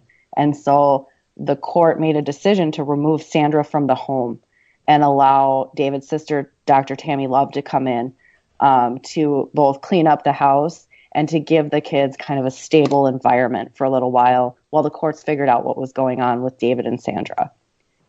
And what we found out later was that Sandra had told the kids, your Aunt Tammy is going to come stay with you in the house. The court's kicking me out of the house. They won't let me be here. And she told them that Tammy was dangerous, that she would hurt them, and that they should run away from Tammy. And on the night that the kids were to go home from school and begin living with Tammy, the kids all ran away because they were listening to what their mother told them to do. And so when that happened, then the court had to find a way to get these kids into some sort of stable environment. So the kids were split. There was Nico, the oldest child. He did stay at the house with Dr. Tammy Love. The other 4 children went and stayed with Sandra's sister on the other side of town. They would still be able to go to their own schools, but they would be in a different home. And it was in April of 2013 when the court made the decision that it was time to bring all of the kids home, all back to their childhood home. Sandra's sister was asking the court to please remove the children from her home. She had just too much going on. It had become a pretty big burden on her. They had been there for quite a while. And so the court ruled that all of the kids would go back and live with Dr. Love. And there were some professionals that stepped in and decided to make a plan. And the plan would be that the 2 oldest girls, Samantha and Gianna, would be transitioned first back to their childhood home and begin living with Dr. Love. And the way they did that was to take the girls to the police station in Lakeville and kind of announce to them there in a conference room that they were going to be moving and that they would be going to stay with their Aunt Tammy. Mm-hmm. And it was that night, April 19th, 2013, when the girls were taken home to the Lakeville home. Tammy drove them from the police station back to the house. They had a police escort. And once they got home, the police, just kind of checked in, made sure everything was okay, and they left. And Tammy took the girls down so that they could get some of their stuff out of the basement and kind of start unpacking their bedrooms. And so Tammy was in the basement, and she came up and realized that the girls had left the home. They were gone. Oh, wow. So that was kind of the pivotal. April 19th, 2013 was the night that the girls disappeared. That was the big night when everything happened. Of course, Dr. Love called 911 immediately, and she called her brother, but it was 944 days before we, had those girls back into safety. My Lord, what a tale thus far, and it just makes me. I'm kind of curious, Michael. What was when you're watching this all play out, especially as a news guy? What did you see going on? I mean, I got involved in April of 2015, so after the girls had ran, and I couldn't believe what this family had endured, what David had endured, and the lack of attention that had gotten on this. And what I quickly came to realize, and others did too, was that Sandra's demeanor at that time. Patty Wetterling had been out front from the moment Jacob was abducted, and unfortunately, during the time that there was the search and the later criminal trial, Jacob would unfortunately be found. But if you think about Patty Wetterling during the time that Jacob was missing, Patty Wetterling was out front. She had a button on her every time, and every media appearance she did, she had a button on of Jacob. She also did a bunch of things to make it easier for Jacob to come home. She left the light on. She never changed her home phone number. She never moved. Their family stayed there. They did a lot of things because she always wanted to make it easy for Jacob to come home. As the news started to shift and the news started to focus a bit, and the media started to pay more attention to the disappearance of Sandra's daughters, it became pretty clear that Sandra was not only not a cooperating interviewee, but she wasn't doing anything that she could point to help look for her kids. When you would talk to Sandra, I spoke to Sandra once. Sandra was almost 90+% of the conversation was focused on court corruption and what was going on in the courtroom, not about searching for her kids. Michelle McDonald, who was her attorney at the time, was not spending much time of the conversation talking about missing kids.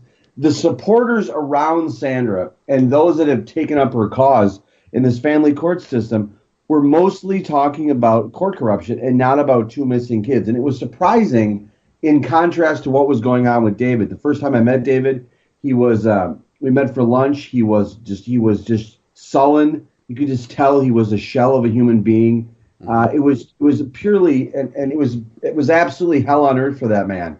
And so it was clear, as walking into this without an understanding of the criminal case, just observing them, in speaking with them and having interactions with both Sandra and David, who was ultimately, the belief was who was behind this. And it was clear from very early on that Sandra knew more about what was going on related to the disappearance of her kids. And so what then we talk about in the book and what then happened was there began a series of events which eventually led to a man in Eagan getting his home searched, his apartment searched in Eagan.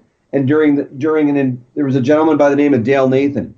Dale Nathan had come forward in April of 2015 and had disclosed to the Star Tribune, to a reporter with the Star Tribune by the name of Brandon Stahl, that he had been with Sandra on the night that she had abducted her children. And for your listeners, I want to just for a moment draw a distinction between an abduction and a kidnapping. These kids were abducted on the night that they ran from their house to talk to their mother. All they were attempting to do was to talk to their mother that night. They weren't asking to be taken. They weren't asking. And so Sandra took them once they were with them. This wasn't a kidnapping in a sense of there wasn't a knife or a gun. These kids weren't taken at force. So the abduction that night, there was a man by the name of Dale Nathan who had disclosed that he had been with Sandra on the night. And that was one of the first big breaks in the case. Dale then lived in Eagan, Minnesota, as I do live in Eagan, Minnesota, and Dale had stopped over to my house unsolicited to speak to me because he knew I had done a little writing on this case. And Dale and I struck up a conversation, and we stayed in contact. And eventually, Dale told me things on the phone after a warrant had been issued for the arrest of Sandra, that he had information on his computer which would help pinpoint and would identify the people that had helped hide these kids in the days after they disappeared. Dale told me that he wasn't going to share that information with law enforcement, that it was going to stay right there in his computer. I wrote about it for the Star Tribune, and then law enforcement executed a search warrant roughly 36 hours later.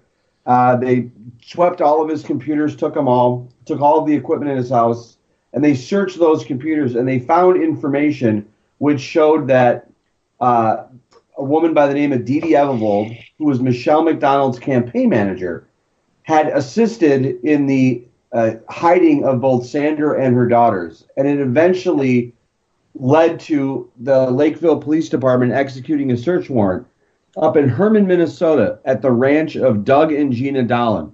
Doug and Gina Dolan at the time had a ranch that they had up in Herman, Minnesota. They had advertised it as an equine therapy, a horse therapy ranch. It's worth noting that they weren't licensed to perform therapy. They didn't have any type of the requisite training and or accreditation to do the type of work that they were advertising. And what law enforcement later figured out is in the hours after they disappeared, Samantha and Gianna were driven to St. Cloud by their mother. They stayed at Dee Dee Evelwold's house, and they hid out for 2 days at the house. And then Dee Dee then, through some dreams and other things, came to the belief that they needed to hide out at this ranch. And so Dee Dee and Sandra drove to Herman, Minnesota, which is roughly 2 hours away from St. Cloud. Mm-hmm. And they dropped the kids off at the ranch. Sandra told the kids that they would only be there for a couple days, and she would be back. She went down the driveway and never came back. 940 some days later, those kids were found by the Lakeville Police Department. So the entire time those kids were gone, they were in the state of Minnesota. They were at a ranch, as I said, in Herman, Minnesota, a ranch where the kids did field work. They didn't go to school. Gina Dolan was a mandated reporter for a school district at the time. She didn't report the fact that she had abused. The perception was that she believed that she had children living at her ranch that were possibly abused. It turned out that they weren't, of course, but that was the story that Gina had been told. She never told law enforcement. Those kids, during the time they were there, they didn't go to the doctor. They didn't go to school. It was terrible conditions for those kids to be at. And it's a terrible, but this is a true crime story with a happy ending. In a sense. Yeah.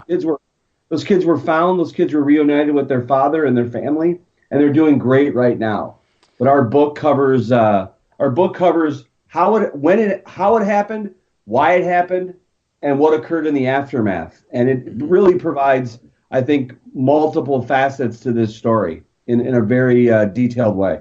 Exactly. We have to run to break. When we come back, let's cover that book. Let's dive deeper into the writing process and the story and why the heck someone would hold children for that long and not, I don't know, call the police and say, hey, these kids were abandoned at my ranch. Come get them. We'll be right back right after this.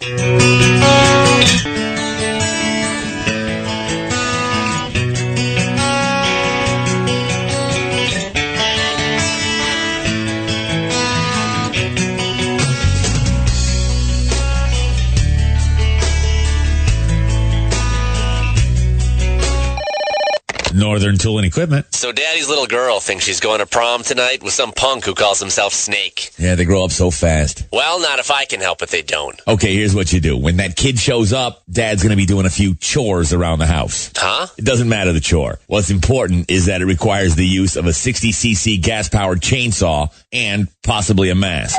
I think it's showtime. He's here. Dad, I want you to meet... All right, let her rip. What's that, honey? Hi, Snake. Great to meet you. But wait, where are you going? There's no problem a little horsepower can't solve. Northern Tool and Equipment.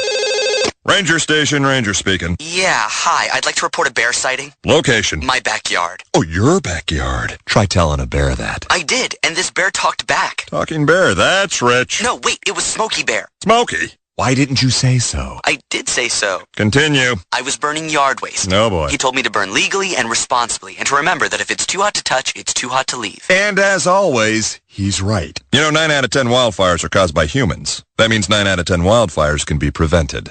Yeah, I know that now. Thanks to me. Actually, thanks to Smokey. As usual, the talking bear gets all the credit. Get your Smokey on. Always burn responsibly and contact your local fire department for open burning regulations. Because 9 out of 10 wildfires can be prevented. Brought to you by Smokey Bear, the U.S. Forest Service, your state forester, and the Ad Council. Learn more at smokeybear.com. Only you can prevent wildfires.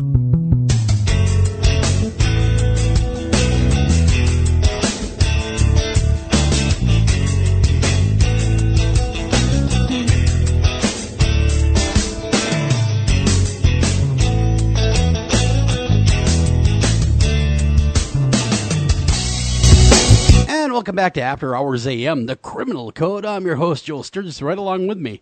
Eric Olsen and Dr. Clarissa Cole. And tonight we're talking about The Girls Are Gone with authors Michael Brodkorb and Allison Mann. If I didn't murder your name, Michael, your last name, so hopefully I didn't. Brodkorb, right? You did a great job. Perfect. See, well, us Minnesotans are smart, and it details the abduction and the long drawn out process of David Rucky and Sandra Rucky's divorce, and really it ends up it gets crazier and crazier. But Dr. Cole, everything that you've heard up to this point, you had a great point during the break. I'd like you to talk about that a little bit. Yeah, I mean, like, just because we were, talking before this about them being dropped off with Dee Dee and her not calling anybody, her not reporting what she was supposed to the school district, but also just like keeping these children, not putting them in school, believing wholeheartedly Sandra's story that essentially had no backup to it, helping to brainwash these kids, keeping them brainwashed. And I was saying during the break that Sandra would have had to meet somebody with almost the same pathology that she had, or at least somebody that was very easily manipulated and brainwashed by her for this to occur. And I was saying that the chances of that happening just seem like 1 in a million to me. It's such a long shot, isn't it? What did you think when you met Dee Dee? Like, yeah, she hit the jackpot. Hit the crazy there. lotto is what she hit. Yeah. There's an element of mental health that's discussed. Many of the key players in this, and I'm not a psychiatrist, not a psychologist, not a doctor, not a lawyer, but the Michelle McDonald, there's been issues raised about some of her behavior and some matters related to mental health with Sandra Gruzzini-Rucky, and then Dee Dee Evelvold's sister wrote a letter to the court during her sentencing hearing where she expressed some concerns about her mental health, and so there is a commonality between these three and what they did. Yeah, I was just thinking, just from my perspective, it's difficult sometimes for me to read things and not sort of look for the diagnoses in it. But I knew right off, starting with the quote unquote paper divorce, that Sandra had a diagnosis. Yeah. So I knew that. But just going along, I actually was sort of, impressed is the wrong word, but surprised by the number of people that were so willing to rabidly believe what Sandra was peddling. Was Sandra a really convincing person to you, to the two of you? It is quite interesting to think about. Sandra, talk a little bit about Sandra. Sandra had she was a Miss Lakeville. She was a beauty pageant contestant. She had money. Had the ability to, and she spoke in such clear, convincing terms about this matter. And she also, there are people that we've met, that Alice and I have met throughout the course of writing this, and she obviously has a different professional career than I do. We're interacting with them, where people have some legitimate problems in the family court system. Sandra, I think, attempted to win them over with her story, win them over with it. And so her story just is simply unbelievable. And what your point about the adults, one of the things that I'm completely mystified is the number of people who came in contact with these kids, adults, who should have made different decisions. Gina Dolan, for instance, she had the kids at the ranch with her husband for the longest amount of time of everyone. She was a mandated reporter, worked for a school district. She, above anyone else, had training on what she was obligated to do under the law in dealing with kids that had made allegations of abuse. And here, during that entire time she was working in a school district, she was going home with 2 kids stashed away at her house. It just boggles the mind. No, I can't. Oh, sorry. Go ahead, Dr. Cole. Yeah, go ahead. I was going to say, did the ranch owners, now they have faced charges. Am I correct or am I wrong on that? Yes, both Doug and Gina Dolan were charged with 4 people were charged. Sandra Gruzzini-Rucky, Dee Dee Evelvold. They were convicted of 6 felonies apiece. Doug and Gina Dolan were also charged. Doug and Gina pled guilty to a couple gross misdemeanor charges right before the start of their criminal trial. And they pled guilty. They only spent 21 days in jail of that time out on work release. But they also, Doug and Gina Dolan also were sued civilly as was their church. There was a settlement in that, but the settlement is confidential. I don't know the terms of it. It wasn't made public. But there was a settlement. And so aside from what they had in what they were charged with, convicted of, and pled guilty to, there was a settlement that they agreed to.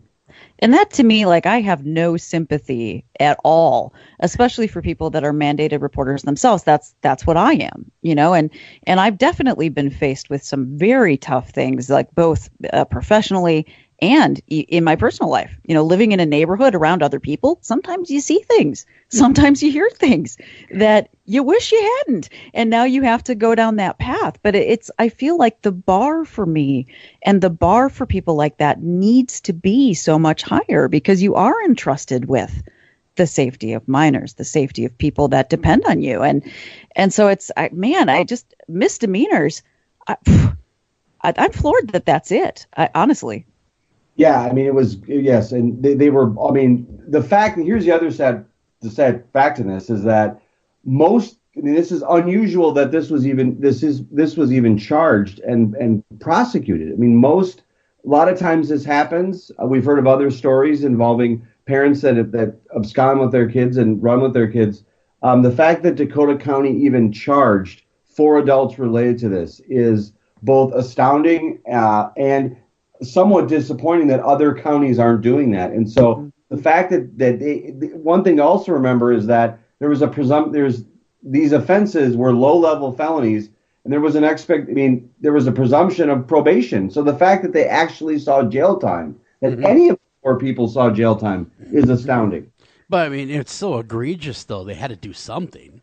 They had to charge them with something, though, right, Michael? I mean, you couldn't just let them walk. Court of public opinion would have lambasted them. No, yeah, you're right, and it's unfortunate. I mean, while it's important that this case was highlighted and it's important that this is being done, how many other cases do we not know about? I mean, you think about in the situation with Jacob Wetterling, to think that there could be another case involving missing kids out there that people don't know about. The reality is that there are, and other cases like this just don't get the attention, and hopefully people will become more aware about these as more attention is brought to this subject. Mm-hmm. Mm-hmm. Yeah, no, very true. I mean, if this tale sheds a light on more cases that need to be solved and dealt with, the better.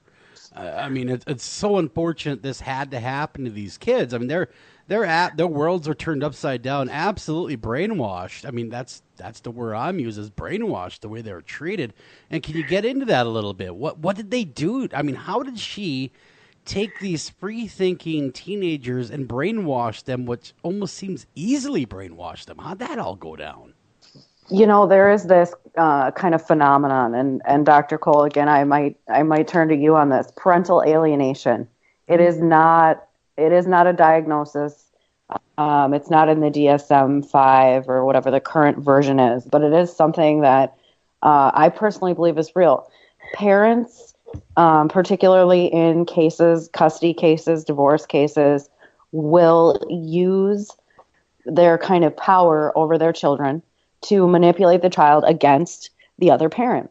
A simple example of this would be before a dad picks up, a child for a weekend visit. Mom will give that child just a really cool gift, a toy, something. Sure. And then mom will say, "You can't take this with you. You can't have that at dad's house. You can only have it here. Mm-hmm. I gave this to you. You can't have it there." And so it becomes kind of this. Worst cases will use their kind of power over their children to manipulate the child against the other parent. A simple example of this would be before a dad picks up, a child for a weekend visit. Mom will give that child just a kick butt toy or something. Yeah, I wanted to add something as someone who did go through a divorce. My divorce was not ugly. I mean, as divorces go, it was painful, but legally it was not ugly. It wasn't even particularly disputed. We had joint custody. I do believe that we both had our children's best interest at heart. I think that really was true. And yet, within that framework, I saw all of this. I don't even think it's necessarily intentional, the manipulation and the currying of favor. And there were times later on when things did get pretty testy, and there were a few actual incidents, including me, driving all the way over there. It was about 70 miles away to pick them up for Halloween and being told, no, I can't have them. And I don't want to get into all the details, but that one turned ugly. So my point is, even in a relationship breakup where I do genuinely believe that both parties and the families in general, the wider families in general, really did love and care about the kids and wanted the best for them, and the primary interest was their welfare. Even within that, there's plenty of room for lots of psychological manipulation, and a lot of it may not even be intentional.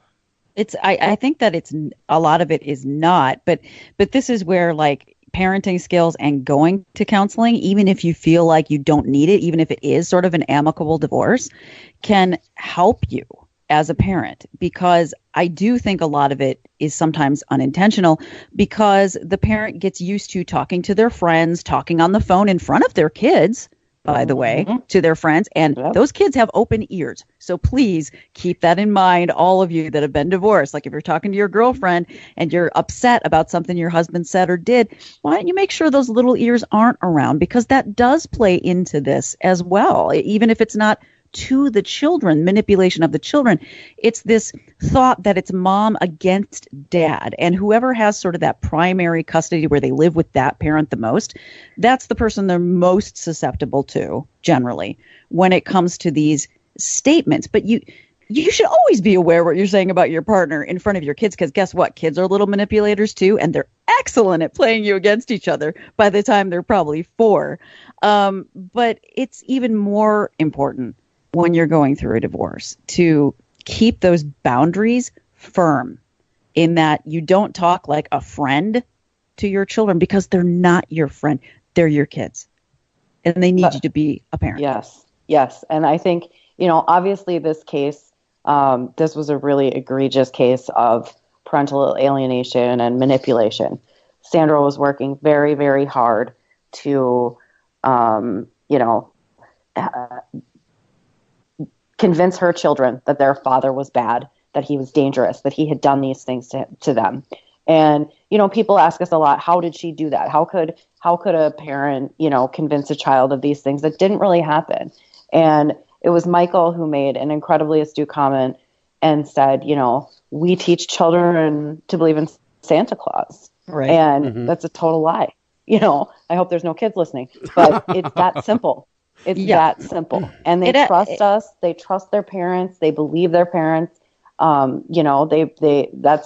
That's who kids listen to, is their parents. And so, and she, it sounds like Sandra was kind of impaired. Like you were saying, she didn't take care of the house and things like that. So absolutely, like never underestimate too a kid's feeling of wanting to take care of their parent as well. So like, even if a kid kind of knows something didn't happen or knows that dad isn't like that, they'll start to buy into it with you because they're worried about you. Yeah. Well, I have a 5-year-old daughter, and she's a perfect surveillance system. If there's anything that I want to know I'm getting for Christmas, I go, hey, Alex, what did mom get me? She got you. See, they listen to everything. And I just kind of laugh, and she normally tells me the wrong thing, but it's just cute because she goes, I know what you got for Christmas. I know what I get. What did I get, Alex? Yeah. But your guys are absolutely right. They're open channels all the time, 24/7. It's you just have to assume when you're around your kids, especially, you're being recorded. Don't say anything you wouldn't want to be recorded. Repeat it. And that's what bothers me, I think, a little bit about sort of kind of modern parenting in the modern age, is that a lot of people are on their phones a lot of the time, talking in a pretty adult manner. Yeah. And I see it all the time when I'm out and about, people talking in a really adult manner to clearly an adult friend. But I mean, that kid's ears are wide open to everything you're saying. Absolutely they are. And both you guys really, Great book. I can't tell people enough to pick it up, buy it. It's available at Amazon. It's available at Barnes & Noble, really anywhere books are sold. We haven't mentioned that yet, but you got to get out there and buy the book. The Girls Are Gone. It is quite a tale. We're only scratching the surface here. Oh, yeah. In this it's interview. Riveting. It is. So you're going to want to get Thank it. you. Thank you. I do have a question. How old are the kids now, and how do the kids view their experience? What's the lens that they look back on all this through? Sure. The kids range from, if I hope I'm not wrong here, 22, maybe 23, all the way down to 14. Wow. There's 5 kids, and I don't know if we hit that number while we've been talking so far, but there's 5 Rucky children.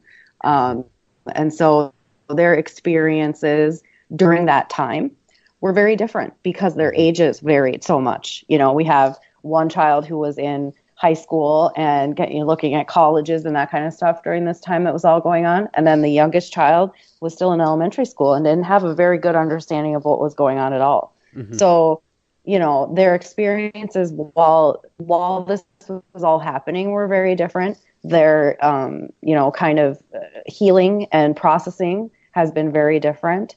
And as they move forward in their lives, you know, it will affect them all, I think, a little bit differently based on how old they were when this all happened.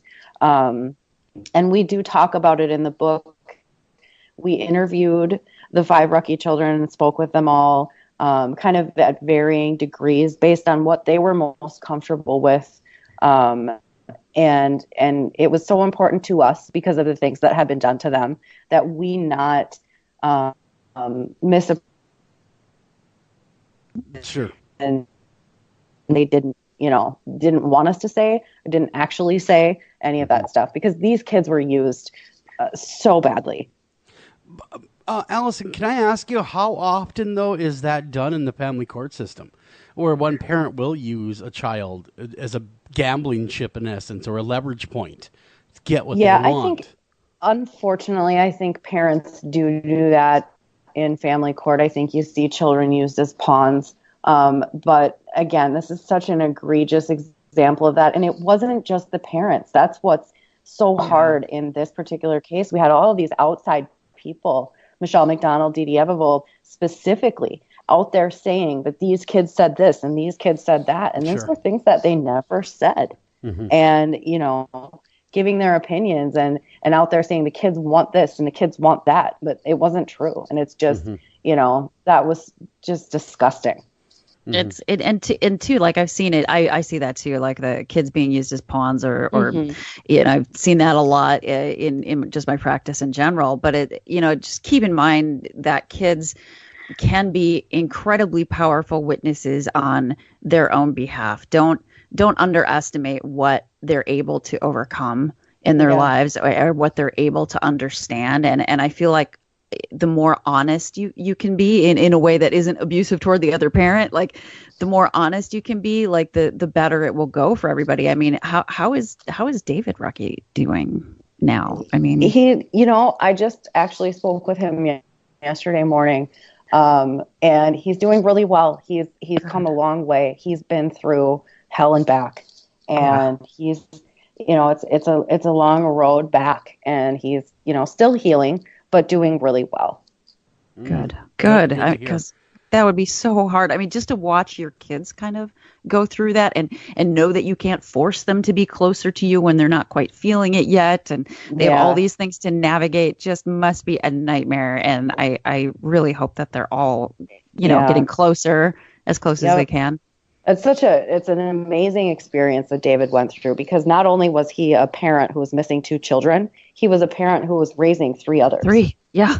And, you know, to think of the trauma involved in having missing kids and how you want to, I'm sure, shut down everything else and just look for your kids 24 hours a day, 7 days a week. But he had all these other responsibilities and things that he was dealing with. Yeah. And, you know, I mean, my goodness, how could you function through that time? And to even see him during that time was just unbelievable that he could even stand up. As a parent, Yeah. I don't even know how he got out of bed. I really don't. Exactly. I just want to say something to Michael really quick. As a fellow news guy for broadcasting news for years and years and years, you develop a really good BS detector when you talk to people, don't you, Michael? And what was your takeaway from both of them? Were you able to snip her out really quick? Sandra it was challenging to talk to Sandra. It was a rapid succession. It was difficult to get a word in edgewise. The roughly hour plus that we spoke, she probably spoke 95% of the time. There was an expectation that we would do a second interview because I had a series of follow-up questions. I never got that second interview, never got the opportunity to ask my follow-up questions. Whereas David was, even as distraught as he was, as just sullen and shaken to his core as he was an open book in terms of the ability, his willingness to sit down for me to ask him questions, to understand things. And, the truth of the matter is that the facts in this case were in the court file. They were reviewed, examined by court professionals. And one of the things that's been so frustrating about some of the supporters of Sandra is how little work they did.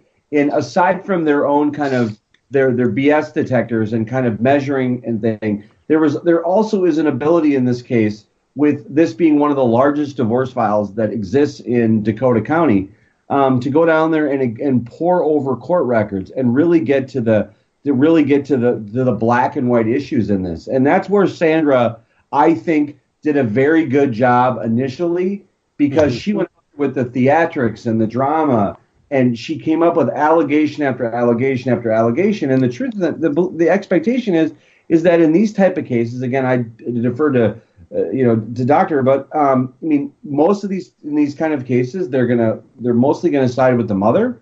The children are likely going to end up with the mother and with some visitation by the father. To have a mother go out and make the type of allegations that she did is somewhat remarkable, astounding. And Sandra used any bias that we can kind of think about in the court system. Sandra found a way to exploit those biases and to her advantage. And, she almost got away with it. She really almost got away with it. And to think, where this case is uncovered, every conceivable allegation that can be made against a father was made against David. And all of them are without any merit. That's why I wouldn't believe her, to be honest. Yeah. I've been a forensic psychologist a really long time, and when everything in the book is being thrown, I know something's They're up. just trying to make the mud stick somewhere against the wall. So they're going to throw everything, including the kitchen sink. Yeah, exactly. Just in hopes something will stick. Well, guys, great book, and it's been our pleasure to have you both on the show. Thank you so much. And where can you guys get the book? Itasca Books, Amazon Kindle. It's on Kindle, Apple Books, Barnes & Noble, Nook. It's even on the Nook. So Indie Books and Kobo. Make sure you pick this bad boy up. It is a very riveting read. In closing, do you guys have anything you'd like to add? Well, I'd like your list. First of all, thank you for the opportunity to be on tonight. Well, we have a website, missinginminnesota.com. That's where we cover aspects of this story. It's the online companion to the book, where developments and other things related to this case come out. There's a lot of material that we couldn't fit in the book, and there's other things going on. So we would encourage your listeners to go to missinginminnesota.com. Very cool. Again, that's missinginminnesota.com. Check it out. It goes along with the book. And also, I want everyone to check out the website for missing and exploited children as well. Be a hero. If you see something suspicious, you think you see a child that is on that list, absolutely call law enforcement. Get involved. Even if it's the wrong child and you're absolutely wrong about the identity, at least someone's checking. That way we have a child that can maybe come home, and we don't have to wonder where they are.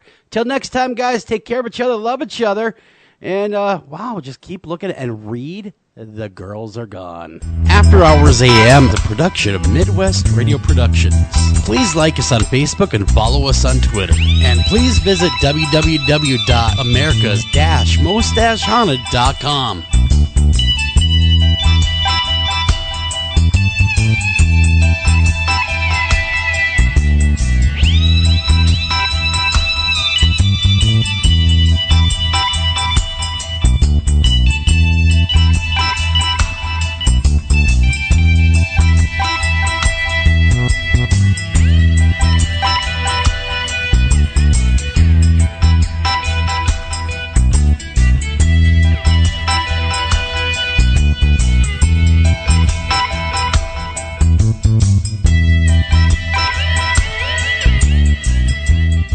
This show has been produced by Midwest